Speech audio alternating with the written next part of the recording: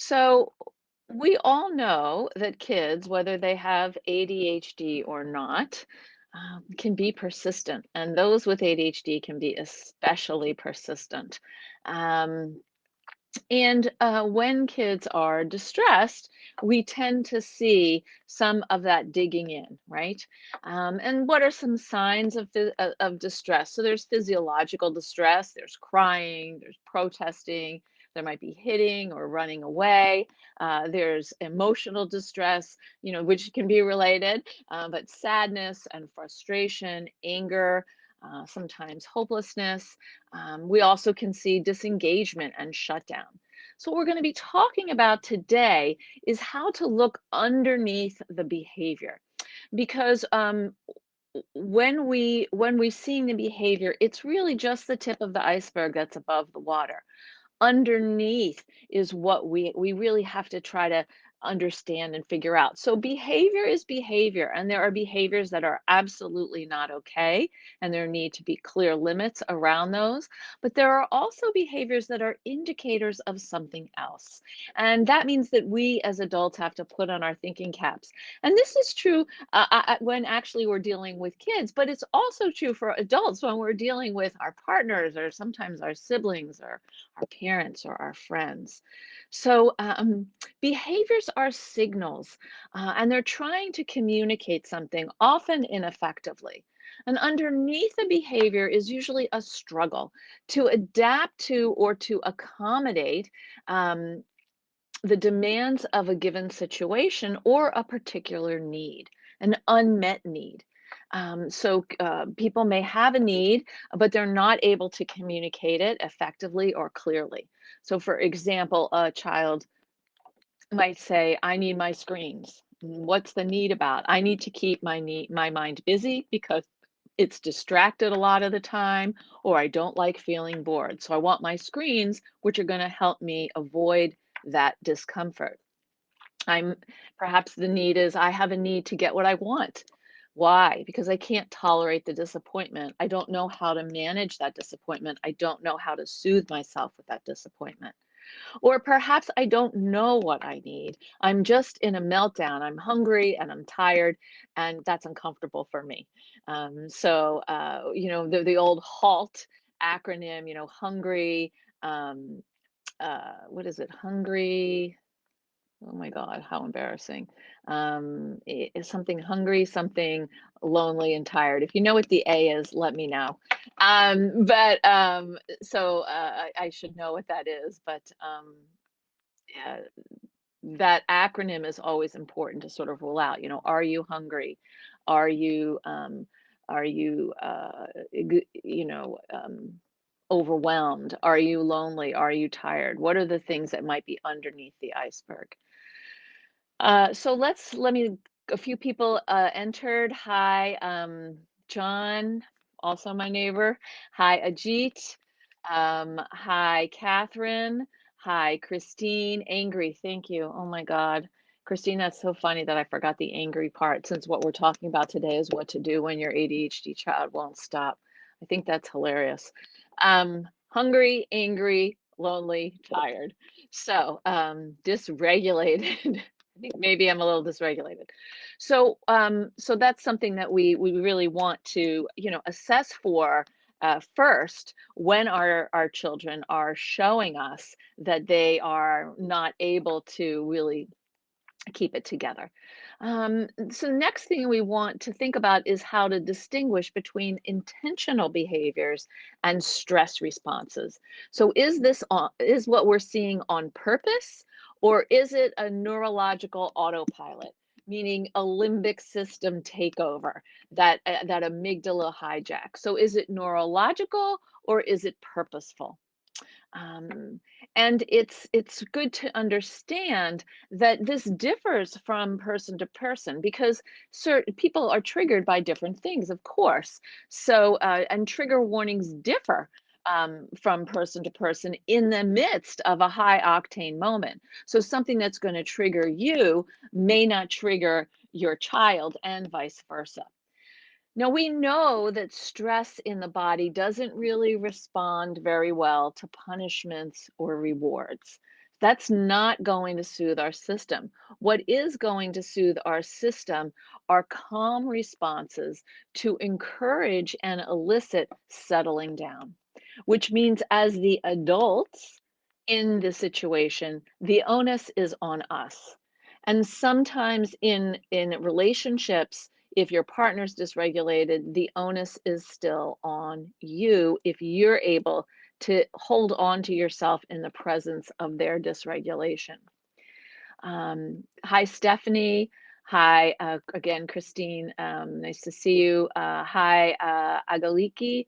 Thank you. Hi, Michelle.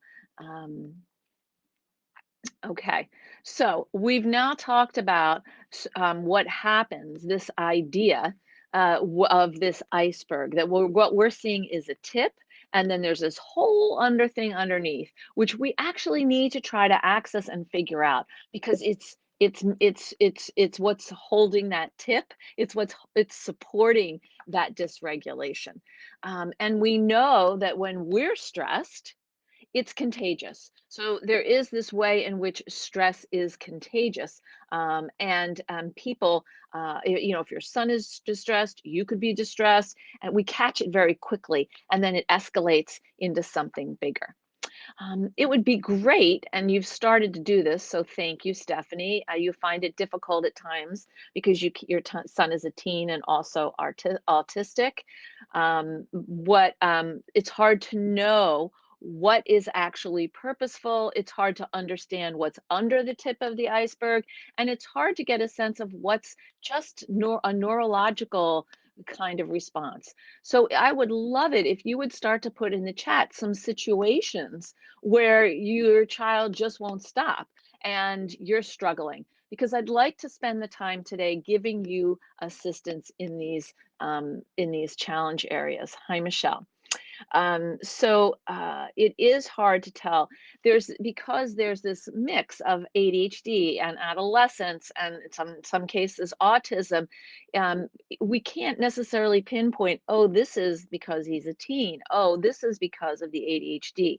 Sometimes what we need to look at in those cases is this is the behavior, and we need to kind of access what that unmet need is underneath that's pushing this behavior to the forefront.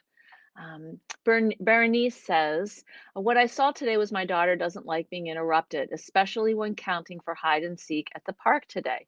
Interesting. So she doesn't like being interrupted. What do you think is going on for her when she's interrupted? I'm really curious about how it feels to her when she's interrupted. Is it something that's a dismissal? Does she feel stupid? Is it hard for her to keep track of what she was doing? And so when she's interrupted, she loses that. We want to start to ask some questions. And this means that when there's stress, what we have to start with is actually curiosity, because curiosity is what's going to help us understand a little bit more about what's going on. And this starts with a pause. And that's the hardest part when there's an escalation, because this emotional contagion. And because one person's upset can spread so easily to someone else's, it's why co-regulation matters so much. Um, let's see, I have a couple of great questions here, so I'm just going to go into them. Um, Lisa, hi. My son is in third grade, and his teacher is reporting that his hyperactivity gets out of control during general instruction. So that's interesting. So what is, first of all, out of control feels like a really pejorative term. And secondly, what does that mean? That's a short, like sort of summary statement that actually doesn't mean anything to me because I need to know what the behaviors are that you're talking about. What is he actually doing in those moments? Because what he may be signaling is my brain had enough. I attended for 5 minutes. That's all I was able to do. And now I can't attend anymore. So my body is showing you that I've reached my limit. We want to pay attention to those signals and to try to unpack them, to deconstruct them. Kimberly, Hi. When the 12-year-old is behind on schoolwork and refuses to do it, he won't respond to incentives or punishments.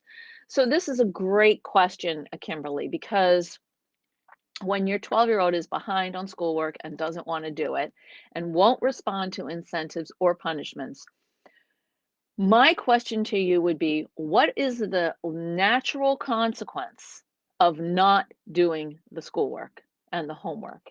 What's happening? That natural consequence could be failure. And what does that mean? What are they telling themselves about the work? The work is too hard. The work is boring. I don't know how to do the work. Um, I don't want to do it by myself. It's not fun to sit down by myself and do my homework. I may need to do my homework in school. I may need to have an accommodation where I'm doing my homework in a supported classroom in school, so I'm not doing it at home. Family work time can be helpful for these things where you sit down and you work. You're going to set that timer for how much time he thinks he can concentrate for before he needs a break. Let's say at 12, we probably could get about 10 minutes at least. No, maybe not more. And then what are you going to do for the break? I think that the narrative about not doing the homework usually is around there's too much to do. I'm never going to catch up. It feels like I'm climbing Mount Everest, so I'm just going to avoid the whole thing. And the way we deal with that kind of procrastination is to break things down. Break them down into smaller pieces so that he can do this thing in and feel like, okay, I've made a little headway. I'm reviewing proposals right now for something, and I have 125 to do by next Friday. So I was like, I got to do 10 a day. And yesterday was the first day I came home and I did 10. And it was like, oh, this isn't so bad. I'm going to do two more. So I'll get ahead of the game. Um, and what is the reward for me? The reward for me is not feeling ashamed when next Friday comes around and I haven't done my reviews. So um, that's kind of what we want to talk about with him is what actually would make a difference to make it happen. And this shifts the conversation from why can't you to what about this is hard right now.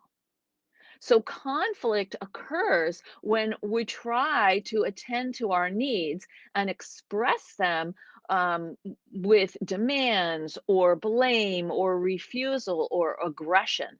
So he has a need, and his need may be I don't feel. I'm overwhelmed. I don't feel like I'm competent in doing this. I'm feeling I have a need to feel distracted because this feels hopeless to me. I want to feel like I'm competent and I can't do it when I'm faced with this task. So we want to identify that need.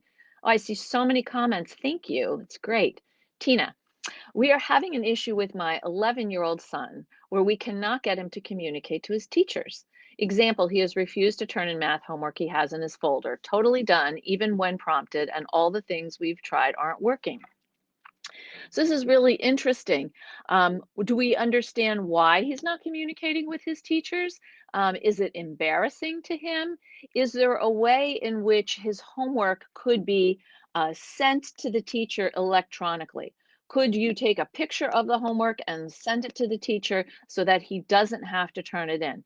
He's having obviously some kind of anxiety, some sort of social anxiety about it. It might be because he's concerned the homework is incorrect and he doesn't want to hear about that or deal with that. So again, the question is, what about talking to your teacher is hard for you? And what could we do in the interim that might facilitate this process and make it easier? Berenice, she gets angry. Yeah. So she gets angry. And the question is, what is the anger about? And I'm wondering if the anger is about, I'm trying to do something that I'm excited about and you're interrupting me and then I get lost and I can't do it and I want something. I have a need. I have a need to, do this activity and do it well and I'm having fun and I don't want to stop. And so we want to try to help our children with shifting. Many kids with ADHD have trouble with that flexibility, with moving from one thing to another. And an interruption, whether you have ADHD or not, is communicating that what I have to say is more important than whatever it is you have to say or you're doing. And kids get that, and it doesn't feel good to them. That doesn't mean, in cases of emergency, you can't interrupt. This is more general. Marcia, our daughter shows so much of it during chores. Things she does fine when she wants to, but if it's something she's supposed to do, it certainly looks like purposeful defiance. It very well may be. We know that particularly for kids with ADHD, it's very hard for them to do things they're not interested in and they don't like. So, yes, you are going to see purposeful defiance. And the question is, what is the experience of that purposeful defiance for your daughter and for you? Many kids, in fact, I would go as far as to say most kids, dislike conflict in families. They don't want that conflict. And so, if it's something that she's supposed to do, but she doesn't really like doing or doesn't want to do, is it possible right now, just to get the chores accomplished, that you shake it up a little bit and maybe give her chores that she actually enjoys doing and wants to do, and you take over the things that are a little more unpleasant, or you join with her and you're a body double and you're doing them together.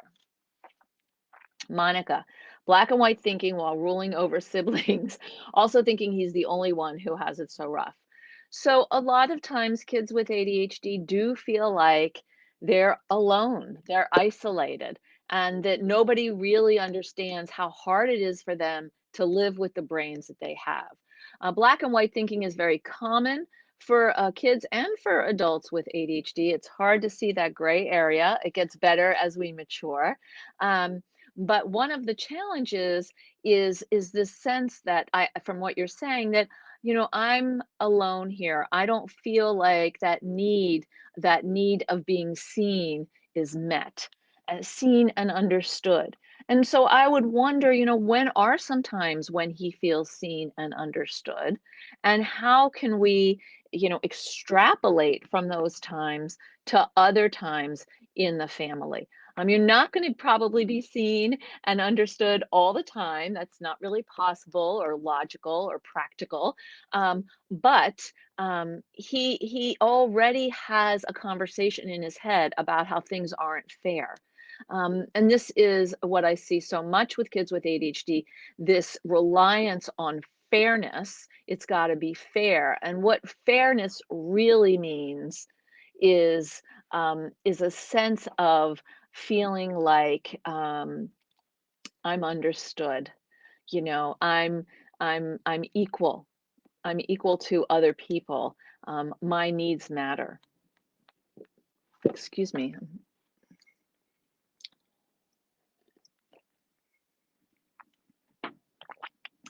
Jessica says, once my 10-year-old son comes home from his dad's house, the next few days are more difficult with his behavior.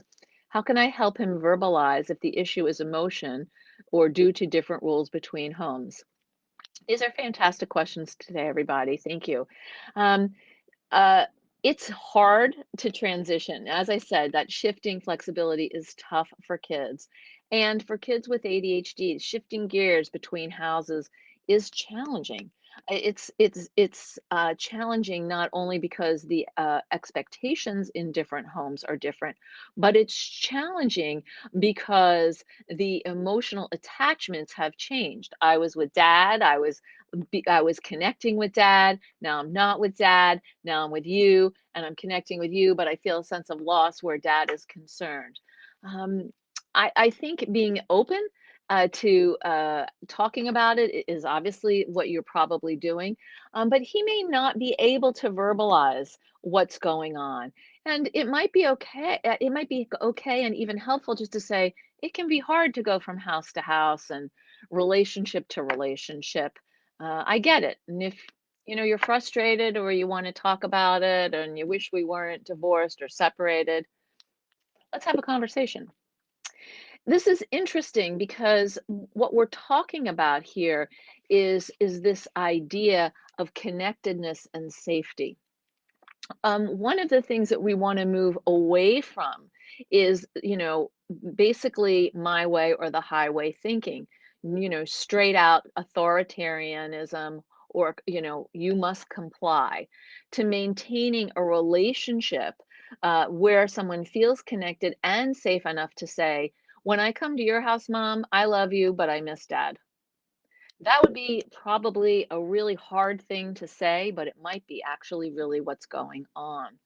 So we know that health and safety options are often not negotiable, and in heated moments, our job as parents is to manage the safety of our children, and so that is a time where it might very well may be my way or the highway, and then sort of being able to discuss that and take it apart and explain, assess it, and address it later when you're out of what is a dangerous situation makes the most sense.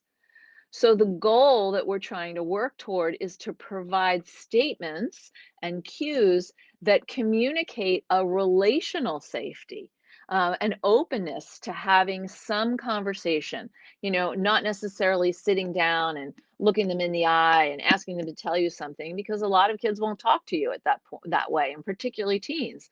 But you're driving in the car, you're walking the dog, you're doing the dishes, in those moments, you're, in bed listening to music, or he wants to show you some funny Instagram or TikTok.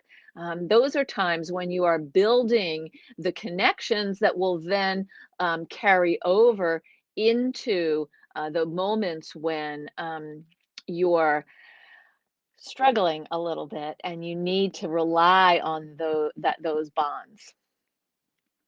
Okay, let's see. Lots of comments here. Recognize this. Getting out of seat, yelling, and saying room, boom, roasted. Okay, so it seems to me, Lessa, when your son is getting out of his seat and yelling, that in that moment he needs a break. And so I would want to set up with the teacher and the school to have a team meeting and set up what are the interventions, because he's showing you that he can't regulate himself. Remember that the behavior is a signal that the skills needed to regulate and manage oneself in a given situation are not there yet. Michelle. My daughter with ODD is much better at regulating now after therapy and maturity, but when she is stuck in her whirlwind of upset and indignance, she doesn't seem to take in our responses. She continues and repeats the same points and arguments. Right. So what's happening in those moments is she's in an amygdala takeover. Her limbic system, which is activated, which is where the amygdala is just running the show. And so she's just on repeat, repeat, repeat. So in those moments, I think what would be helpful is to be able to say, I hear you saying this.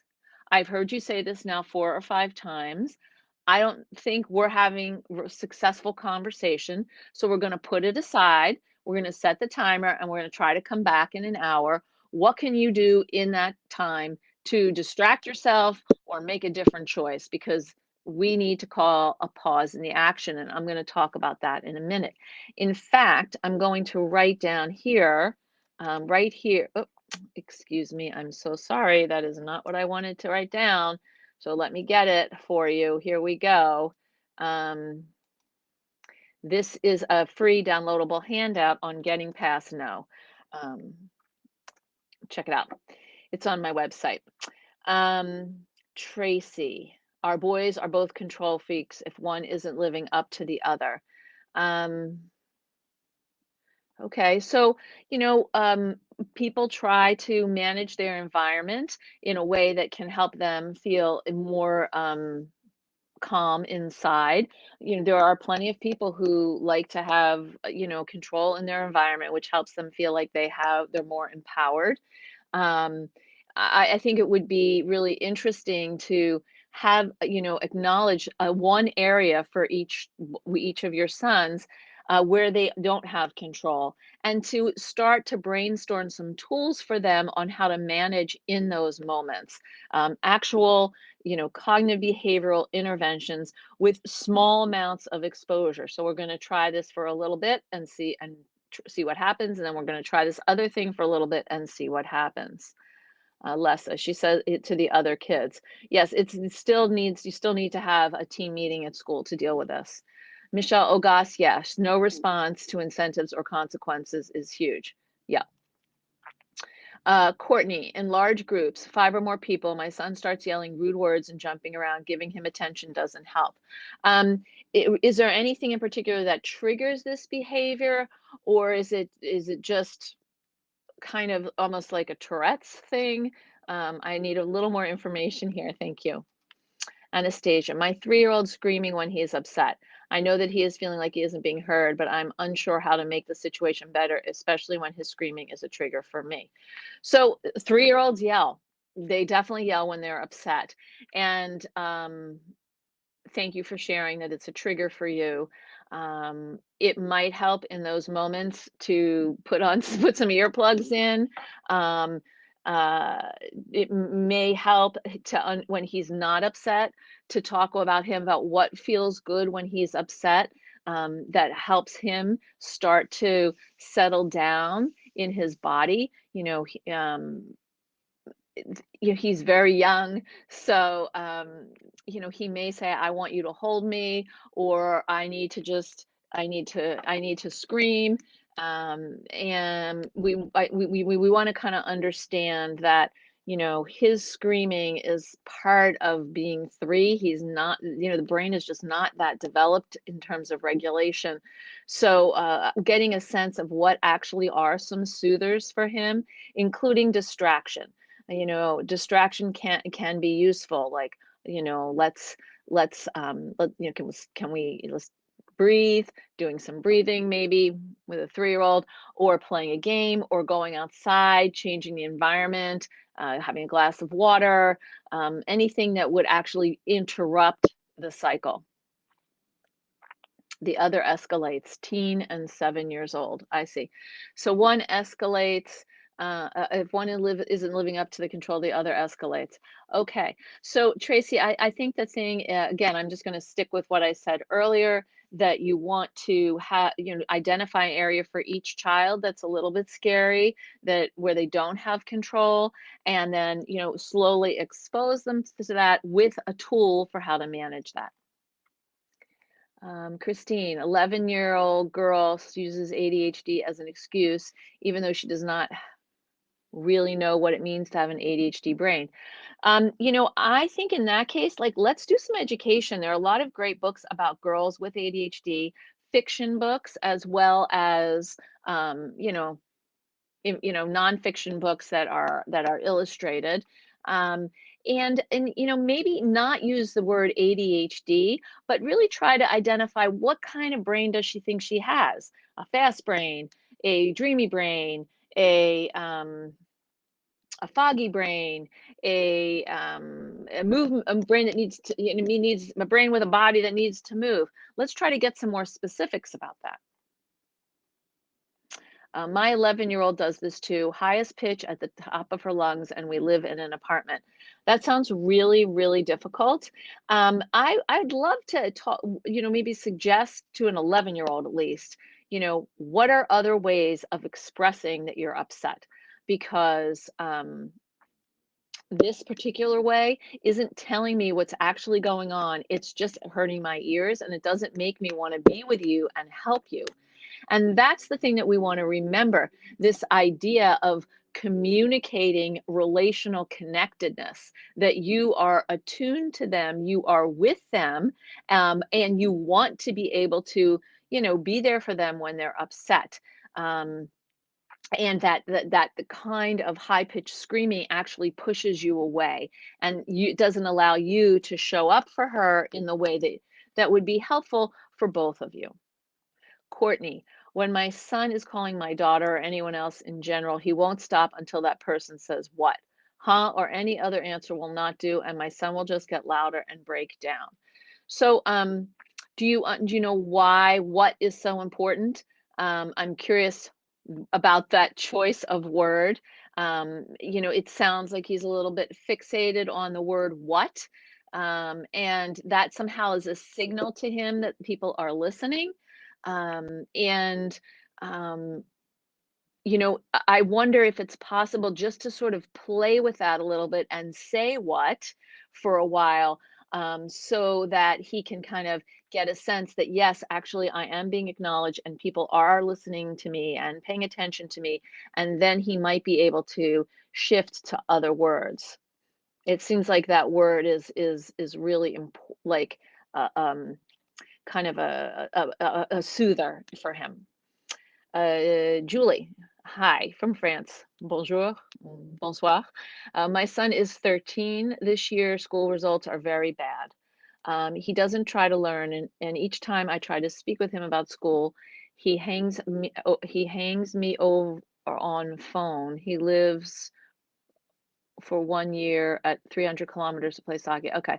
He is exhausted, big growth, and zero motivation. I don't know how to find incentive to do homework. He repeats, I manage, but it's far from real and new he moves in his classroom, stands up, speaks, help. Okay, so it sounds like he's not satisfied with what he's doing at school either. He's living away from home, so he has to manage both daily life and school. It might be too much for him. I don't know if he's getting enough support there. And is medication something that you have considered? He's trying to manage, but he's obviously not managing. And so he's showing you that he can't manage. But having you talk with him about his homework and what he needs to do for his homework is actually not, doesn't seem like it's working. And my basic motto is do more of what works. And so if this is not working, what else can you do? How can you get him some more support at school? Virginia, good idea about the timing. A nice reminder to teach and practice breaking things down. Yes. Janice, I am now raising my fourth child with ADHD. God bless you. Before his meds in the morning, he is loud and won't stop making noise, talking, not to anyone. The doctor thinks it could be vocal tics. That very well could be true. Um, Also, that on and off switch might just be broken in his brain, and the medication kind of solders it together. Berenice, yes, shifting hyperfocus. Okay, amen, Christine. Stephanie, my son is extremely literal when it comes to anything. He corrects me. He feels he should be allowed what other kids his age are allowed to do, and that is whatever he wants when he wants. Okay, well, that's just not how it works in the world. We know that's not how it works in the world. So if he's literal, then of course, you have to be very careful about what you say and how you say it. I experience this sometimes with one of my kids. They're very like, well, you're not saying exactly what you mean. Why don't you say exactly what you mean?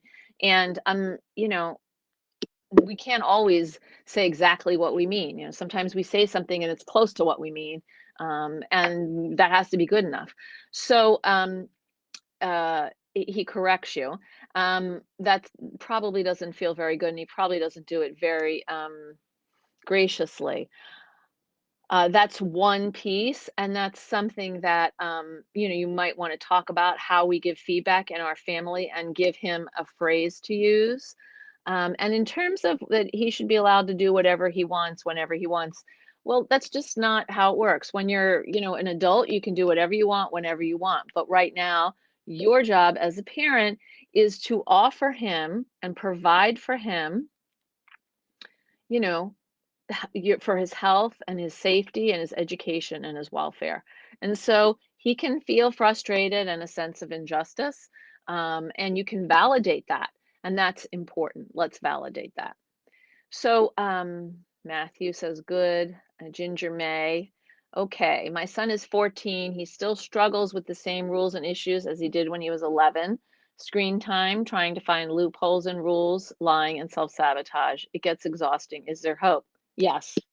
He's just maturing more slowly, Ginger May. He needs more time, and it's just practice, repetition, practice, repetition. And eventually these things will kick in. It just is going to take more time, and it is exhausting. And I'm sure all the other parents here will uh, echo that it can be really tiring. So I want to just say a few things on how we can promote this kind of connectedness that kids need when we're only seeing the tip of the iceberg. So we want to remember to provide statements and cues that acknowledge that we see what they're showing us, we observe it, we notice it, I hear you. Um, and to also acknowledge I can see that you're struggling with managing your big feelings right now, that you're angry. They can't regulate, but they want to. They just don't know how to get there. They don't, that's not developed in them yet. And the thing is, usually kids feel bad about that.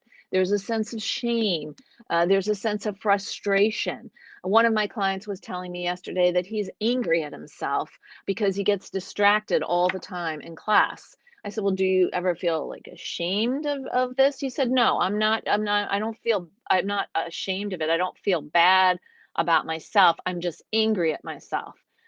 Angry is a good protector. That's okay. Like that's a layer between you and feeling bad. Um, he wants to do it differently. He just doesn't want to know how. He doesn't know how. So, I can't regulate shows up in so many ADHD behaviors and that most of you are putting in the comments right now. So, one thing we want to do is we want to plan for those moments. There are triggers that are predictable. What are those triggers? And in a calm moment, how can you respond in a way that isn't going to, inflame your child more, and what are some choices that your child could make that would also shift things? We also want to slow things down in these moments when things heat up, because the faster that things are rolling, the more that the limbic brain, the amygdala, is taking over and the emotional brain is running the show. And we need to get the cognitive brain, the thinking brain, that prefrontal cortex back in the driver's seat. So this means you want to practice the 4 R's. So you want to reflect what you hear them say. You want to reframe a demand into a request. Or ask them to reframe their demand into a request. You want to respond with a solution inquiry based on we, and brainstorm options. How are we going to manage this situation?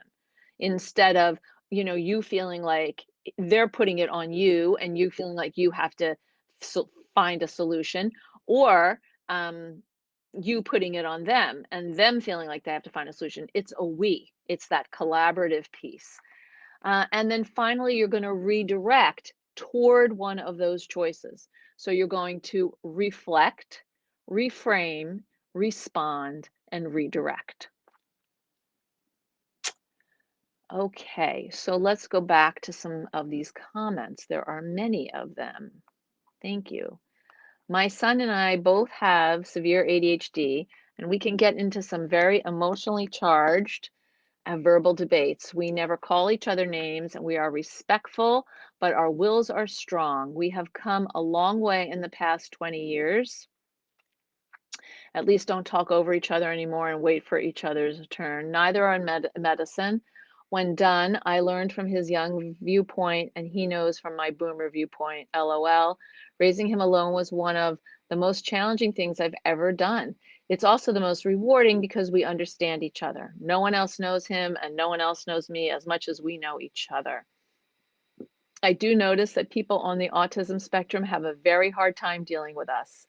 We have relatives that are high functioning autistic, and they really do not like us and avoid us. I'm sorry, that's terrible. But each one of us humans has our own place. So never feel too sad about yourself. Accept yourself. Everyone has a common challenge, and usually many challenges in life.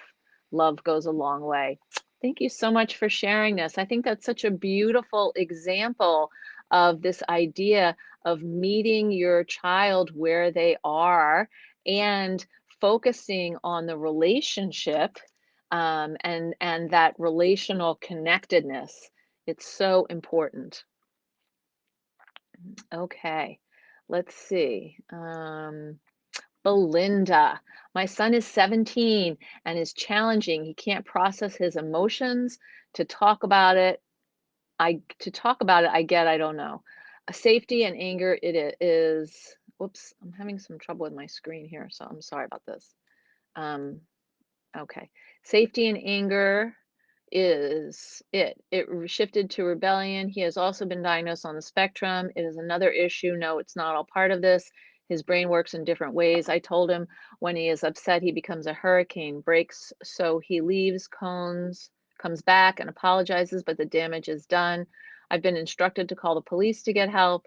I was to understand that anger management or therapy, we can't help if you don't call, make a paper trail. So I did. My mom died. 2 weeks later, the team decided to try moving him out from me. I'm the only parent. His dad was never involved. Today, I am just his friend.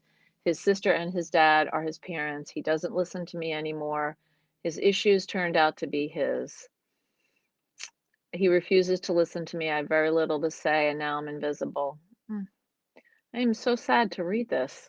No family left to hold together. Mom, go be happy. Find you. LOL. 61 in friends and alone.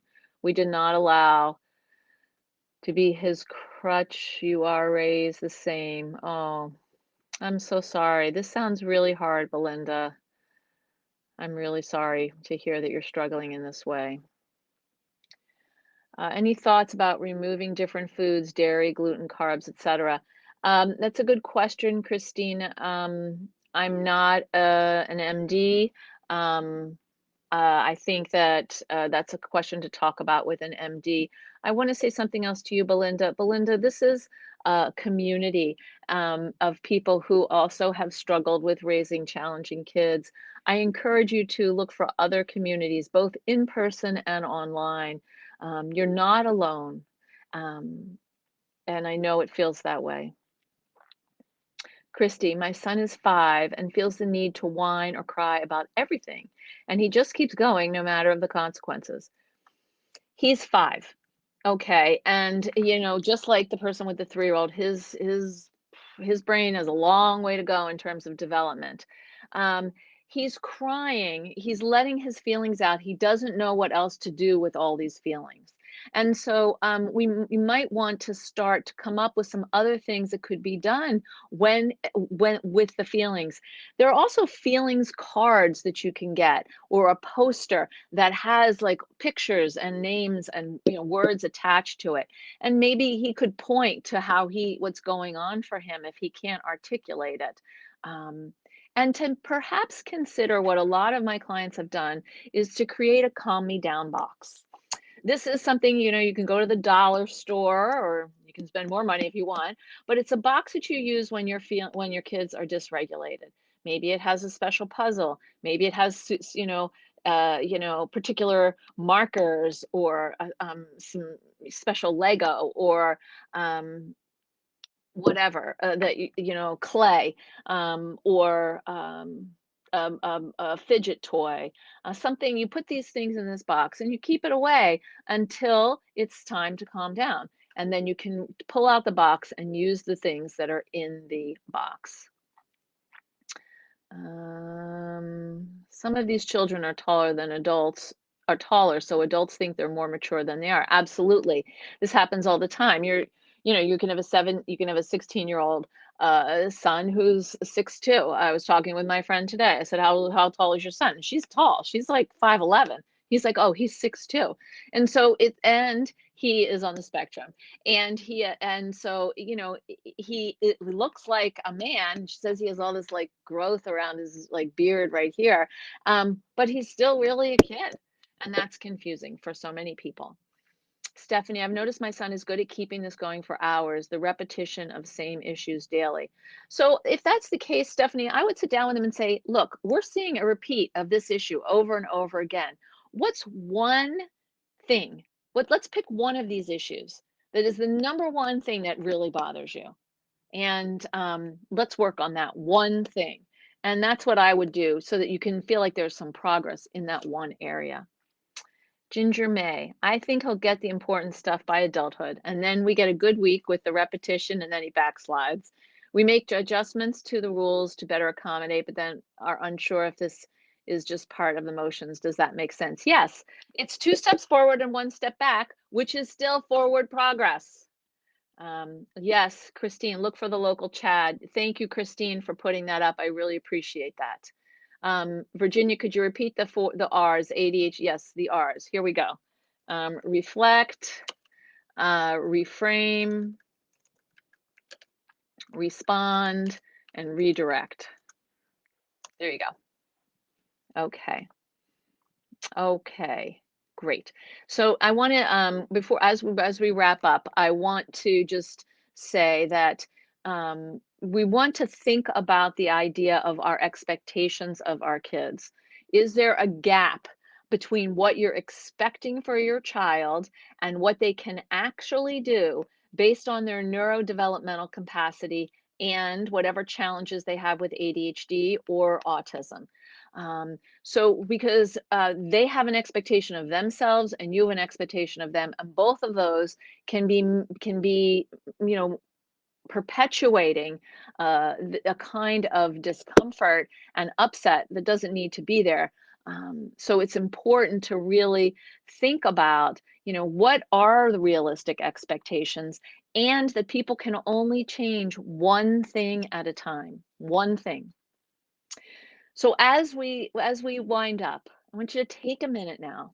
And then if you're watching, close your eyes and think about what is the one thing that really sets you off that your child does? What is the one thing that really sets you off? How do you usually respond to this one thing?